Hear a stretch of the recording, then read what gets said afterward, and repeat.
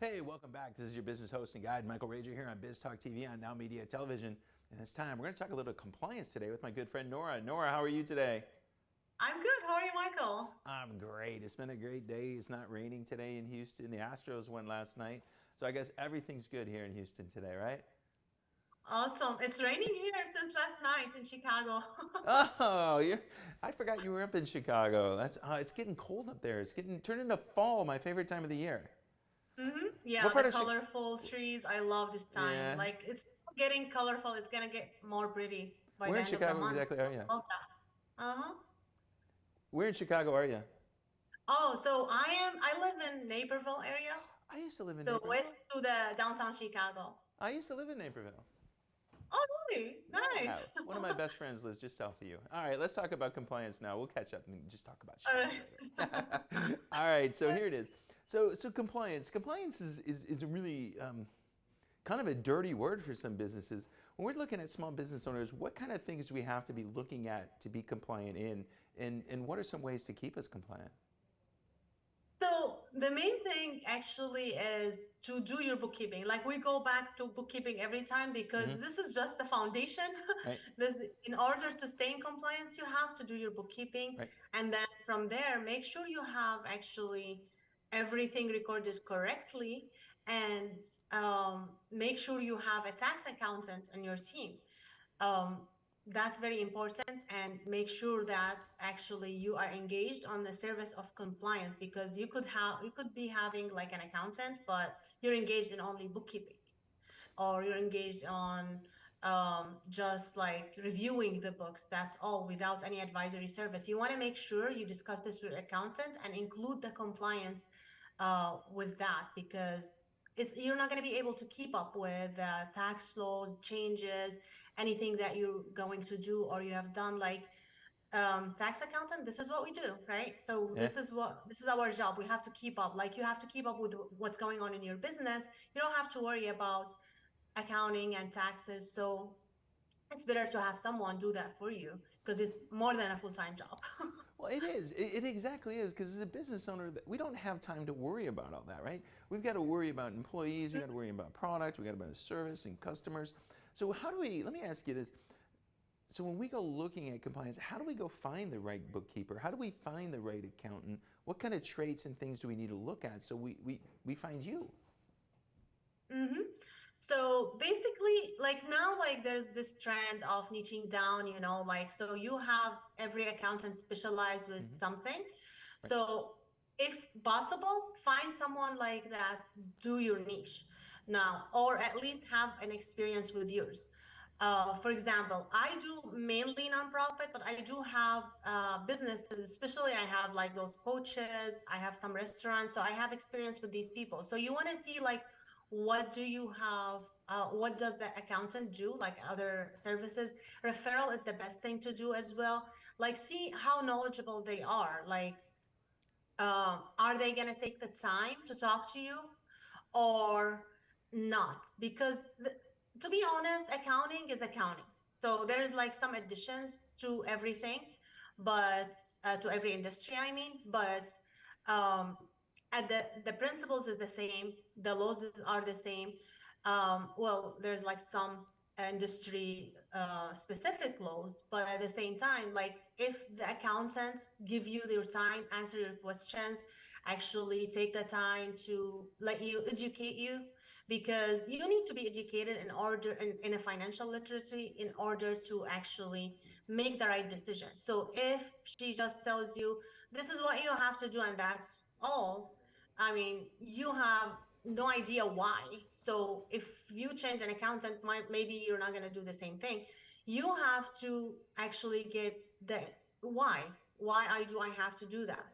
So she has to take the time to explain to you, to let you know, like the law, to let you know what you have to be doing, why you are doing this, why are you recording this way and not other way around. So if she takes the time to educate you, that would be perfect. You can always, you should be always engaging with her. Also, from your part, you have to deliver your statements on the right time. Uh, keep her informed of what you're doing. So, because if you're keeping information away because you're busy and you don't have time to do it, you don't have a staff member who takes care of delivering this information to your accountant, then the financial reports will not be accurate. Then you're not going to be in compliance because you're reporting the wrong thing for the IRS and the state. Yeah, you don't want to go to the Michael Rager School of Bookkeeping because I'm telling you, I'm the worst. I am the biggest advocate for somebody like you because I hate it. I hate it. I don't want to keep my receipts. I don't want to do that. I don't want to take photos of. I'm like, oh my goodness. How do you coerce? Let's go that. How do you coerce your clients to do it right so they stay compliant? So with my clients, we do, we have a monthly meeting. It depends on the service we're Right. engaged on. So for example, it's just bookkeeping. We do a monthly meeting. That's an optional. So if the client want to take it, I recommend that they take it.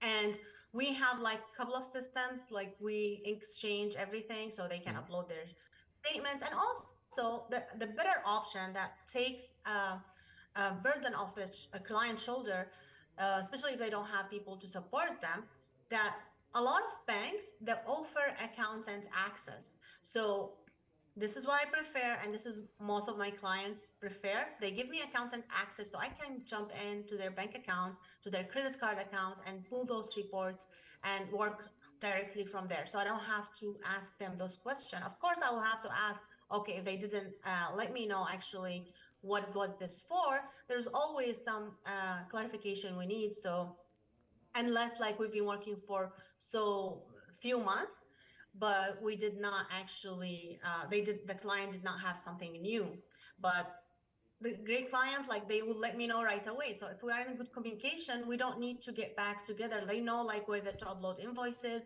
where to upload anything, where to answer the question. So there's a system we work with, and it's working very well for everyone. I know, like my people, it's hard for them because I got like owning a company called Whiteboards and Whiskey. It's really hard to explain all the liquor that's on my that I'm writing off every month.